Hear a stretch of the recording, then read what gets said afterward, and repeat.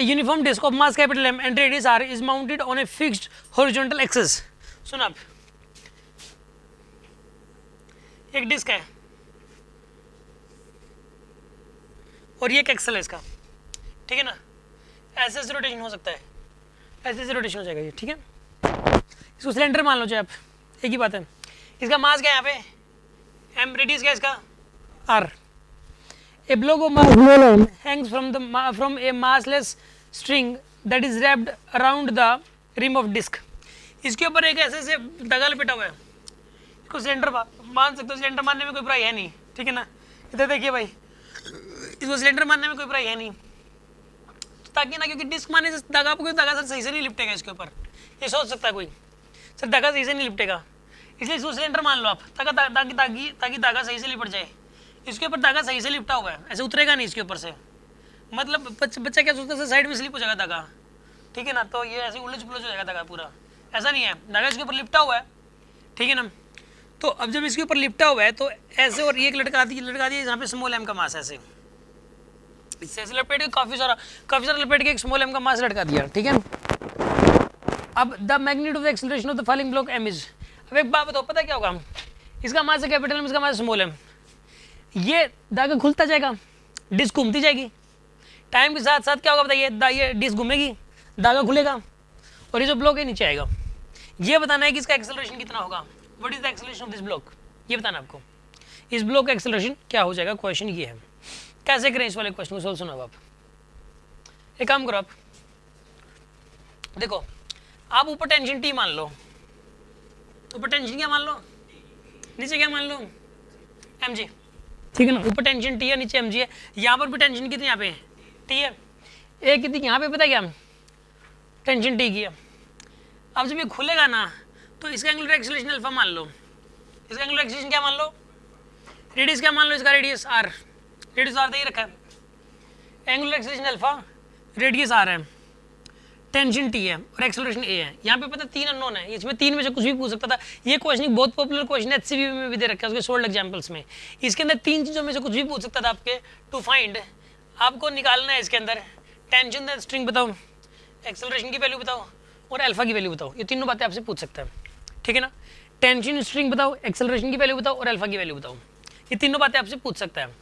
तो इसके लिए तीन इक्वेशंस बनानी पड़ती है हमें, और ये तीनों इक्वेशंस कैसे बनेगी ध्यान से सुनो आप, इस क्वेश्चन के लिए स्पेशली। इस क्वेश्चन में तीनों इक्वेशंस कैसे बनेगी, देखो नीचे क्या लग रहा है, एम जी, ऊपर क्या लग रहा है, टी, तो इसकी इक्वेशन बनेगी M G minus T equal to M A. इसकी इक्वेशन क्या बनेगी यहाँ पे, एम जी माइनस में T is equals to M A. ये इक्वेशन तो ये बन गई ना एक इक्वेशन। अब सुनो और इक्वेशन क्या बनेगी यहाँ पे, इसकी टॉर्क कितना लगेगा टी की वजह से, टी इंटू आर, टॉर्क कितना लगेगा इसकी वजह से, T into R is equals to I alpha ना, इक्वल टू आई अल्फा। इसका मोमेंट ऑफ इनर्शिया आई है, आई की वैल्यू बोले तो यहाँ पे आई की वैल्यू आई मान लो, एक बार एम आर स्क्वायर बाय 2 होती है वैसे डिस्क की, आई इंटू अल्फा, आई की वैल्यू पुट कर देंगे M R square by 2। T तो टेंशन है ना, टी स्ट्रिंग में टेंशन है, इसी की वजह से तो घूम रही है जो डिस्क पे टेंशन लग रही है। और एक इक्वेशन होगी ए इक्वल टू आर अल्फा, क्योंकि ना यहाँ पे रोलिंग मोशन होगी एक प्रकार से। पता क्या, ये धागा जो है ना ये डिस्क पे स्लिप नहीं कर रहा, यहाँ पे जो धागा है ये डिस्क पे स्लिप नहीं कर रहा। इस पॉइंट का जो एक्सेलरेशन होगा, देखो इस ब्लॉक का जो एक्सेलरेशन है वही इस पॉइंट का एक्सेलरेशन होगा, और वो आर अल्फा की बराबरी पे हो जाएगा, क्योंकि धागा स्लिप नहीं कर रहा। आपको ध्यान हो तो हमने देखो ऐसा इस टाइप का क्वेश्चन भी किया, ये डिस्क है और इसके ऊपर ऐसे धागा लपेट के यहाँ पे आपका फोर्स लगाया है, और यहाँ पे एक प्लेटफॉर्म था, जैसे एक बड़ी डिस्क थी जैसे, और यहाँ पे एक प्लेटफॉर्म है और ऐसे ऐसे घूम रहा है, तो हम यहाँ पे रोलिंग मानते हैं इसके अंदर, या फिर यहाँ पे रोलिंग मानते हैं हम लोग। यहाँ पे मतलब धागा जब खुलता है ना तो यहाँ पे इस डिस्क की रोलिंग ही मानोगे, तो ए इक्वल टू आर अल्फा, ये तीसरी इक्वेशन होगी। तीन इक्वेशन, तीन अननोन सोल्व हो जाएगा। मैं करके दिखा दे रहा हूँ आपको, इसके अंदर एक्सेलरेशन टी अल्फा तीनों निकाल के दिखा दे रहा हूँ मैं आपको। इसके अंदर ध्यान से सुनो आप, यहाँ पे अच्छा रोलिंग की कंडीशन होती है ए इक्वल टू आर अल्फा, इसलिए ये रोल कर रहेगा यहाँ पे बॉडी। खास बात इसके अंदर यही है। अब एक काम करो, हमें करना क्या है इसके अंदर, टी निकालना है क्या, नहीं एक्सेलरेशन निकालना है।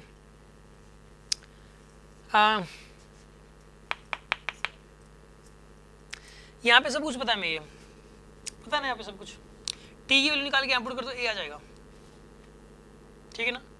टी की वैल्यू यहाँ से निकाल लो, यहाँ से टी की वैल्यू कितनी आ जाएगी यहाँ पे, आई अल्फा बाय आर, ठीक है ना। आई की वैल्यू पुट कर दो, चलो यार अल्फा बाय आर, आर 4 गया, कितना आएगा यहाँ पे ये आ गया आपके पास एम आर अल्फा बाई 2। अब ये टी की वैल्यू पुट करो यहाँ पे, करो पुट एम जी माइनस में M R alpha by 2 is equals to M A. Third equation में से ना अल्फा की वैल्यू निकालो ए बाई आर, कितनी आ जाएगी ए बाई आर, यहाँ पुट करो।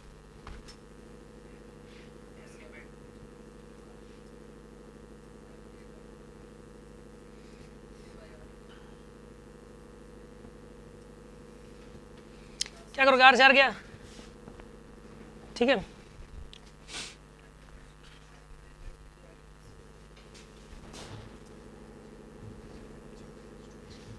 यहाँ पे आएगा M A by 2 is equals to M G minus M A, ये कैपिटल एम है, लेकिन ए की वैल्यू कितनी आएगी यहाँ पे 2 small M into G minus A divide by capital M. अच्छा ए को पहले इधर लेके आओगे यार, सही बात है, ए ही निकाल दिया ए की फॉर्म में। देखो ऐसा करो आप, इसको ए को इधर लेके आओ आप, एम ए बाई 2 प्लस का m a equal to M g, a को बाहर लो, कितना है यहाँ पे एम बाई 2 प्लस में small m is equal to small M g. तो यहाँ पे ए की वैल्यू कितनी आएगी, यहाँ पे small M G divided by में एम बाई 2 प्लस में स्मॉल एम। देखो आंसर ये होगा, ये ना 16 आ जाएगा।